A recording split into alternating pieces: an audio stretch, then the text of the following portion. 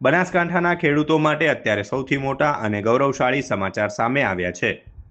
ગુજરાતનો સૌથી પ્રથમ PINS પાયલોટ પ્રોજેક્ટ આપણા બનાસકાંઠામાં મંજૂર થયો છે. રાજ્યના વન અને પર્યાવરણ મંત્રી પ્રવીણ માળીના અથાગ પ્રયાસોથી રાજ્ય સરકાર દ્વારા ₹67 કરોડના ખર્ચે પ્રેશરાઇઝ ઇરિગેશન નેટવર્ક સિસ્ટમ એટલે કે PINS પ્રોજેક્ટને લીલી ઝંડી મળી ગઈ છે.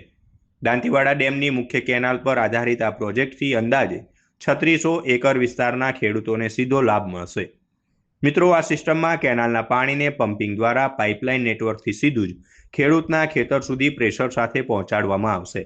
આનો સૌથી મોટો ફાયદો એ છે કે ખેડૂતોએ પોતાના ખેતરમાં મોટું ઇન્ફ્રાસ્ટ્રક્ચર બનાવવાની જરૂર નહીં રહે અને તેઓ સીધું જ ટપક કે ફુવારા પદ્ધતિનો ઉપયોગ કરી શકશે. આનાથી પાણીનો બચાવ થશે, જમીનની ફળદ્રુપતા જળવાશે અને મજૂરીના ખર્ચમાં પણ મોટો ઘટાડો થશે. પરંપરાગત ખેતીમાં થતા પાણીના વ્યયને અટકાવી ખેડૂતોની આવક બમણી કરવાના આશયથી શરૂ થયેલો આ ગુજરાતનો પ્રથમ પ્રોજેક્ટ છે. આ મહત્વાકાંક્ષી નિર્ણય બદલ બનાસકાંઠાના ખેડૂત અગ્રણીઓએ મુખ્યમંત્રી અને સિંચાઈ મંત્રીનો આભાર વ્યક્ત કર્યો છે.